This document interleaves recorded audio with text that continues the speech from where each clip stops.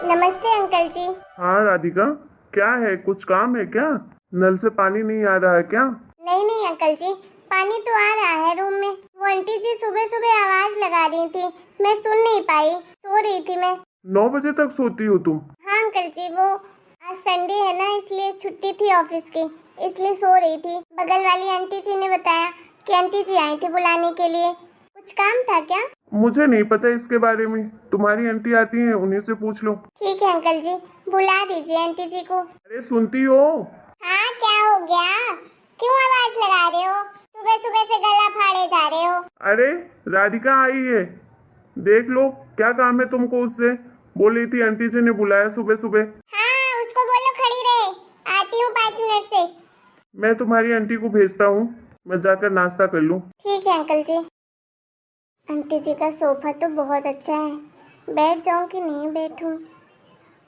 उन्होंने कहा तो है नहीं मुझे बैठने के लिए। अगर अपने आप बैठ जाऊँगी तो कहीं कुछ बोले नहीं। बैठ जाती हूँ, गेस्ट के बैठने के लिए ही तो रखा होगा सोफा। लेकिन मैं गेस्ट थोड़ी ना हूँ, मैं तो किराएदार हूँ, और किराएदारों की इज्जत तो कुत्तों के बराबर भी नहीं होती। हाँ आंटी जी, आपने बुलाया था क्या सुबह सुबह मुझे? हाँ नहीं तो कितनी बार आवाज लगाई तुम्हें, तुम तो सुन ही नहीं रही थी। क्या कर रही थी? वो आंटी जी आज संडे है ना, तो मैं सो रही थी। संडे ही तो मिलता है सोने के लिए, तो आराम से सो रही थी। वैसे तो हमेशा जॉब में ही जाना पड़ता है। हाँ ठीक है, तो भी इंसान आवाज लगाता है तो सुनना चाहिए ना। अब क्या तुम लोगों को बुलाने बार बार मैं आऊँ, बार बार सीढ़ियाँ चढ़ूँ? सॉरी आंटी जी, नेक्स्ट टाइम से जल्दी सुन लिया करूँगी। एक बात बताओ, तुम्हारे घर में इस टाइम पे बहुत आवाज आती है। रात भर तुम्हारे घर में आते जाते रहते हैं, कभी लड़के आते कभी लड़कियाँ आती हैं। चल क्या रहा है? देखो हम इज्जतदार लोग हैं, हमारे घर में ये सब नहीं बंद चलता है, समझी तुम?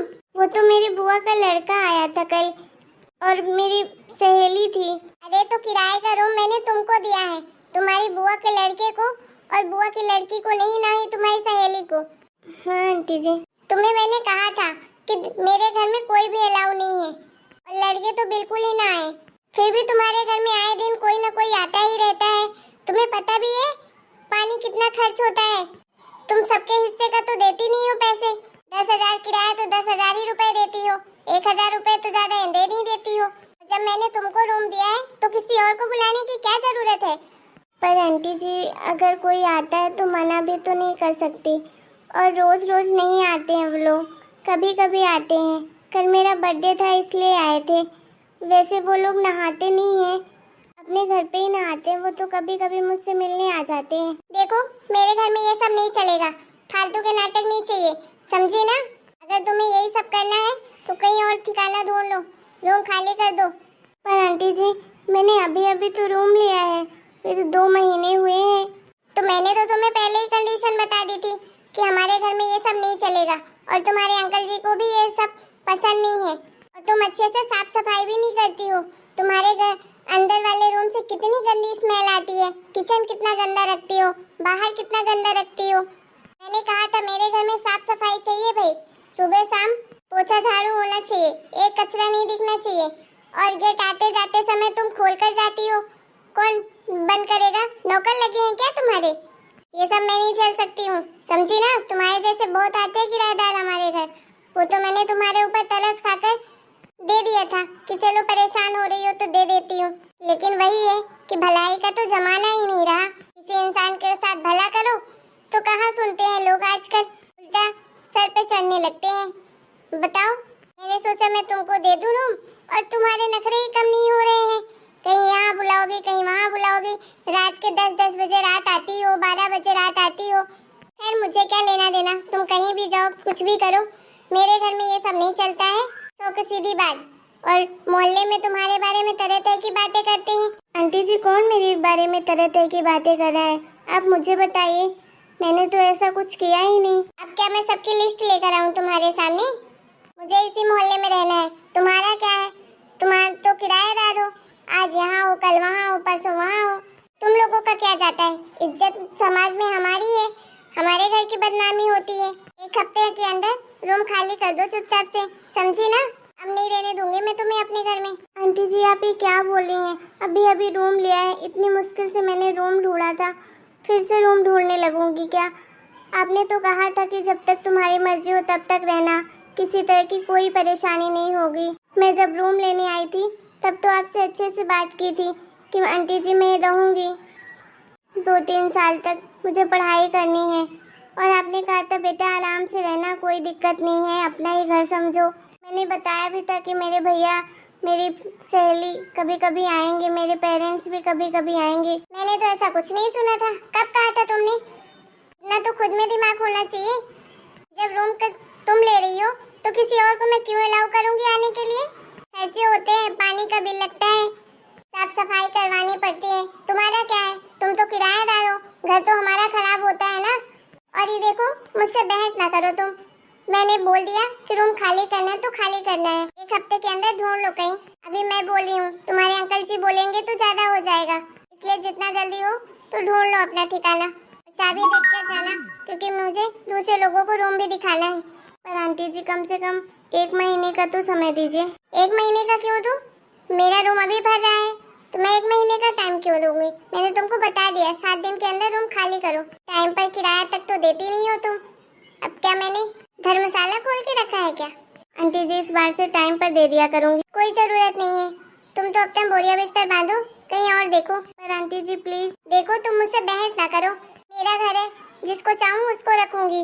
पर आंटी जी आपने कहा था कि अगर कभी रूम खाली करना हो तो 15 दिन पहले बताना पड़ेगा। अब आप मुझसे करवा रही हैं तो आप भी तो मुझे 15 दिन का टाइम दीजिए। नहीं, मेरे पास नहीं है टाइम। मैंने तुम्हें कहा था कि तरीके से रहना, ये नहीं कहा था कि कुछ भी करना। चुपचाप से रूम खाली करो, समझी ना? ठीक है आंटी जी। क्या हुआ? राधिका क्यों आई थी? अरे आप क्यों टेंशन लेती हैं? अरे इनका किराएदारों का काम ही है, ढंग से रहना आता नहीं है। आपको पता है इसके घर में कौन कौन आता जाता रहता है? अरे हमने इसके लिए रूम दिया है कि इसके खानदान के लिए दिया है? मैंने तो बोल दिया उसको रूम खाली करने का, 1 हफ्ते के अंदर रूम खाली कर दे। अरे 1 हफ्ते के अंदर?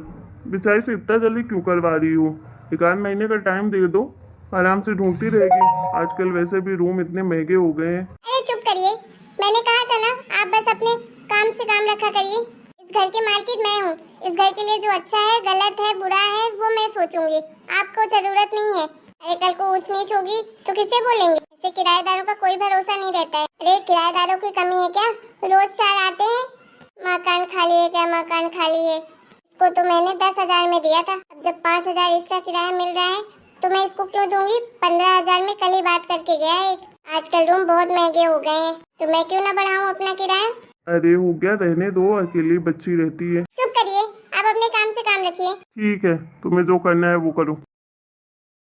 इन मर्दों को भी ना कुछ समझ नहीं आता है। घर में शक्कर नहीं है, जाके शर्मा जी के यहाँ से मांग लाती हूँ, फिर बाद में जाऊंगी किसी दिन खरीदने।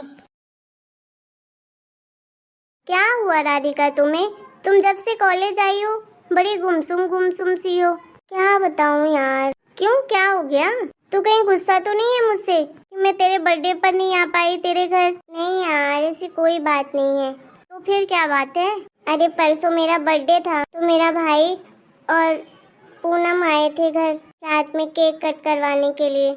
आंटी ने देख लिया होगा, उसी के चक्कर में बवाल हो गया।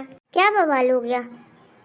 कुछ कह दिया था क्या तेरे भाई ने और पूनम ने? अरे नहीं यार, वो बेचारे तो मेरा बर्थडे सेलिब्रेट करने आए थे, मैं अकेली थी ना घर में, तो वो बोले कि मैं आ जाता हूँ, तेरा केक कट करवाऊंगा, इसलिए मैंने भी मना नहीं किया। मुझे क्या पता था उनके आने से इतना बड़ा बवाल हो जाएगा। हुआ क्या ये तो बता। अरे आंटी ने 1 हफ्ते बाद रूम खाली करने के लिए बोल दिया है।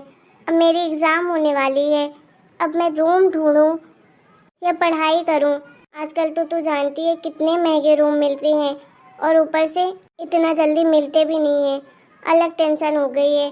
1 हफ्ते बाद एग्ज़ाम है और 1 हफ्ते बाद रूम भी खाली करना है। पर यार तूने तो अभी 2 महीने पहले लिया था रूम, फिर तेरी आंटी इतना जल्दी क्यों खाली करवा रही है? वो भी तू अकेले रहती है। क्या बताऊँ यार, पता नहीं, 1000 बातें तो सुना देती है आंटी। कसम से यार, किराए के घर में रहना ना बहुत मुश्किल है। अगर गलती से भी छोटी सी भी गलती हो जाए ना तो 1000 बात सुना देती हैं आंटियाँ। ऐसा लगता है जैसे हम इंसान ही नहीं है, हमारी कोई इज्जत ही नहीं है।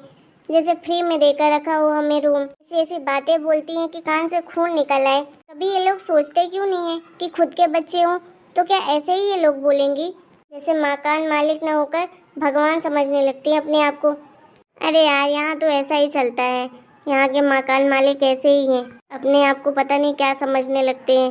4 रूम बनवा लिए, वही उसी का किराया रोज बढ़ाते रहेंगे, रोज बढ़ाते रहेंगे। अब उन्हें तो पता ही है कि लोग यहाँ पर आते हैं पढ़ने लिखने के लिए, नौकरी करने के लिए। रोज इनके घर का किराया ही बढ़ता रहता है। हाँ यार, कर भी क्या सकते हैं, उनका घर है। अब वो रहने देंगे तो रहेंगे, नहीं रहने देंगे तो नहीं रहेंगे। अब तो उसने मुझे बोल ही दिया है कि 1 हफ्ते बाद रूम खाली करना है। तूने रेंट एग्रीमेंट नहीं बनवाया था क्या? नहीं यार, मुझे इसके बारे में कुछ पता नहीं था। ठीक है, वैसे भी कुछ होता नहीं है, रेंट एग्रीमेंट भी बनवा लो तो सब उन्हीं के मन से होता है, जो वो जो चाहे वही होता है। चल तू टेंशन मत ले, मैं किसी से पूछती हूँ, अगर रूम मिलता है तो मैं तुझे बता दूँगी।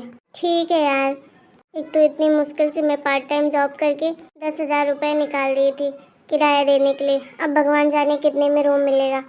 क्या कर सकते हैं, किराएदार की यही लाइफ होती है। पहले जब मैं यहाँ किराए से रहती थी ना, मेरे साथ भी यही प्रॉब्लम होती थी।